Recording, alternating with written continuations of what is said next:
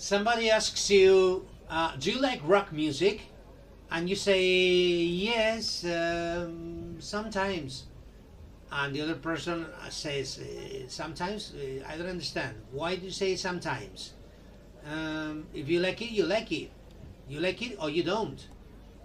And you answer, well, I can't listen to it now. And the other person reacts puzzled. Sorry? I don't understand, right? What you mean. Why? Because you haven't been able to develop a comprehensible message, right, for the other person, and you haven't been able to connect with what the other person is asking you and the expected answer, right? For this reason, it is very convenient to be able to keep a basic conversation in order to answer the questions that somebody asks you, and at the same time ask new questions to the other person but related to the topic, so that all of you, I mean the two people, 3 or 4 or whoever number are taking part in the conversation, are able to connect in the message and speak about the topic, analyzing it all from different perspectives. All right.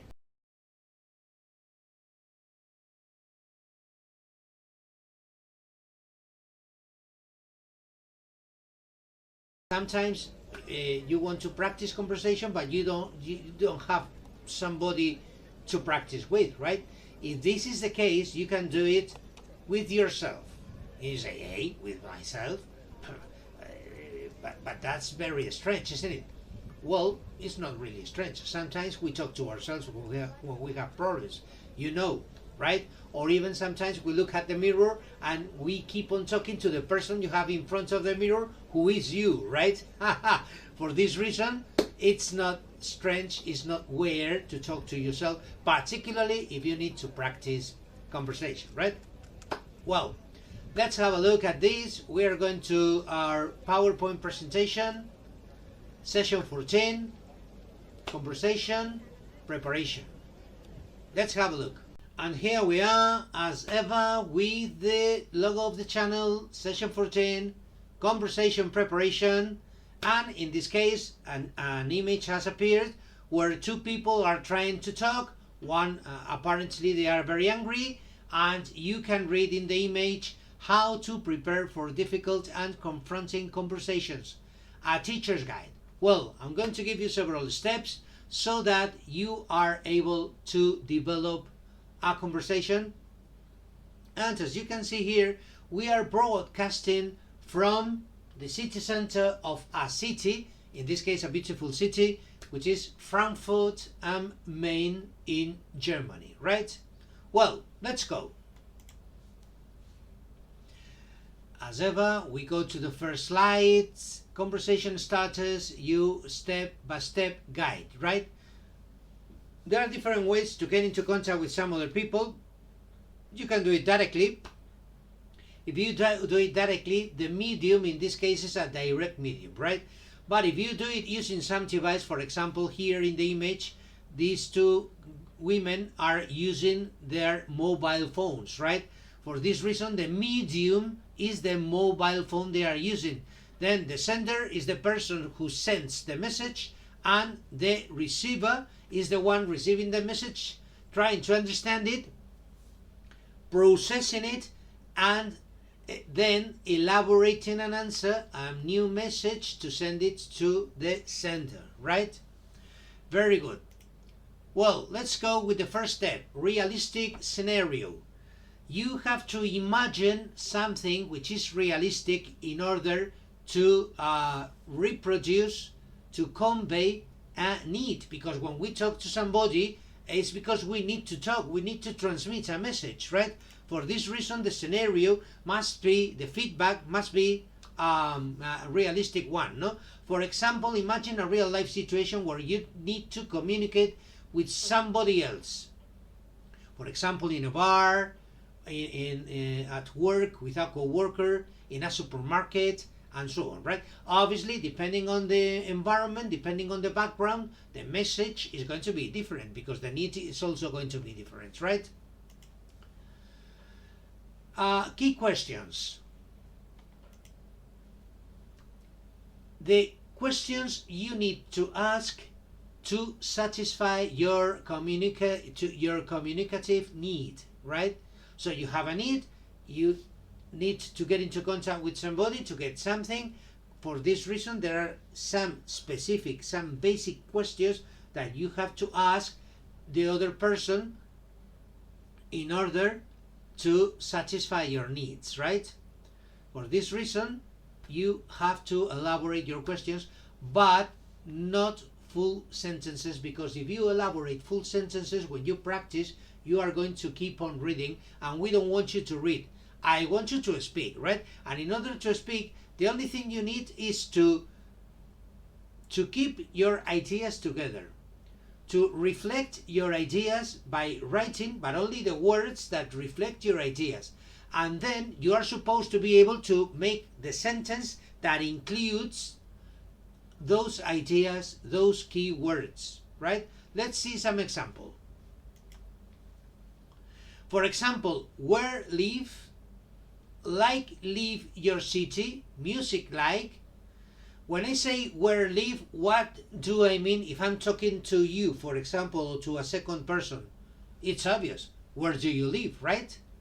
Like leave your city, what do I mean with these three words? Do you like living in your city? And finally, music like, if I'm talking to you, it's obvious the question. The question is, do you like music? Or which music do you like, right? In this case, I've simply written the words that reflect my needs or my thoughts, and then I have been able to elaborate the sentences and ask them, because that's the way we speak. When we speak, we don't read, because you never know what is going to happen, and you cannot have the sentences previously prepared, right? You have to react to a given situation. For this reason, when somebody tells you something, or you tell something to somebody, depending on the environment, depending on the background, depending on the needs, you have to elaborate the message. You know what you want to say, you know what you need to convey, but you need to elaborate the sentence, right, in order to transmit the message. Where do you live? Do you like living in your city? What kind of music do you like, right? Next step, imagine yourself answering. If you are practicing with yourself because you have nobody to practice with, then you must try to imagine how a hypothetical person, maybe somebody in your family, maybe a co-worker, maybe a friend of yours, how they would answer to your question, right? Consequently, answer your questions by providing arguments and your point of view. In this case, we are trying to imagine what the other person would say or how the other person would answer to our question, right? Elaborated answers. Elaborated answers means that don't use yes/no questions, right? Because if you do so, apart from being very boring, you are not transmitting any message to the other person. You are not transmitting any feedback to the other person, which is always necessary, right? For this reason, you can say yes or no if it's a yes/no question, if it's a closed question, right? But you need to expand your message by providing details. Example, do you live near here? I could say yes, or I could say no. Or I could say yes I do, or no I don't. And that's all. If I do so, then the person needs to ask any question, and then another question, and then another question. And it's a kind of questionnaire. And when you talk to somebody, it's not a questionnaire, it's a conversation, right? For this reason, the person is going to expand his or her argument this way. Yes, I live very close. I really like it because it's in the city center and everything is within walking distance. I love being able to walk everywhere. As you can see, I have transmitted different views so that the person has a better idea about my likes and about my circumstances.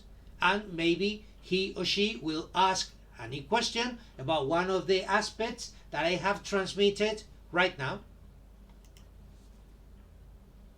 Record yourself and listen to yourself. If you have nobody to talk to, then this is a very good practice, because you have a conversation with yourself, you record yourself with your mobile, for example, then you check it, you listen to it, and more or less you are going to be able to know if there are some mistakes, to check some possible incorrect pronunciation. Maybe you will have some doubts about if this is correct or if this is incorrect, and if you have somebody to consult, to check, then you can check those doubts, those specific doubts and problems that have aroused while you were talking or trying to talk to a hypothetical person represented by yourself, right? No talking partner. Chat with yourself and record yourself, right? As I have already told you. Well, and finally, we are going to check to do some practice with this. I'm going to recommend you some practice. In this case, you are participating in a conversation about big cities, right? Use the given prompts to elaborate questions or answers. The prompts are the ideas, the keywords, right? So, for example, imagine your partners ask you, you like living big cities? And you have to elaborate. As you can see here in the image, there is a question mark because you need to elaborate the message, the answer. Now you're going to talk about the advantages of living in a big city, right? For example, yes, big cities, lots of opportunities, feel well, have fun, and satisfy needs. Obviously, these are only the keywords. Now you have to put them into messages. Elaborate the sentences to transmit the message. The partner, but lots of people, cars, disturb you.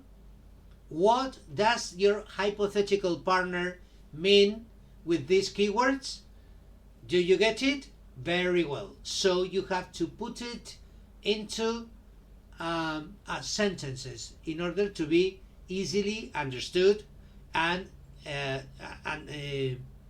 decoded the message that you sent, right?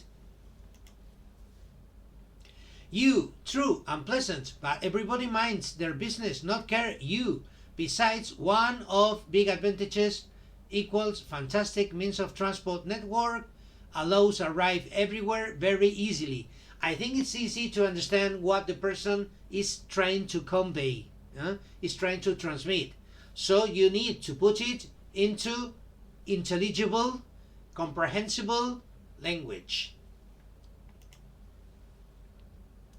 You, disadvantages. No, I like big cities, lots of people plus cars, everything noisy and polluted. Here you say like, but it doesn't make sense, because if it's like, why the person says lots of people, cars, all those are disadvantages, right? So maybe this is a negative sentence. If it's a negative sentence, you have to make it negative, right?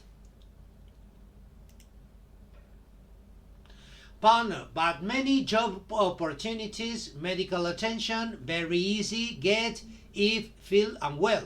Many hospitals and clinics care you. I think it's easy to understand what you mean, so put it into a comprehensible way to transmit the message, right? I mean, use the right sentences.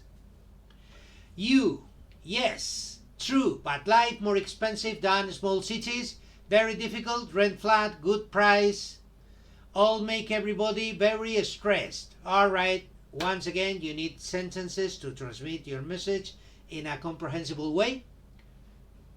Different images have been appearing here, showing you the different moments of the steps we are dealing with, right? Topic maintenance, ending a conversation, different stages in the conversation, different messages in order to convey the information, the requested information, and to exchange your points of view, right? And then online practice, agendaweb.org, and in this case I'm giving you a website where you are going to be able to practice a hypothetical conversation, right? You simply have to copy and paste and you will get it. And finally, just as I always do, reminding you that if you like this channel, sign up, right? And become a part of this bigger and bigger family. Thank you very much for your attention. See you next week. Bye bye. Enjoy your week. Enjoy your weekends. See you.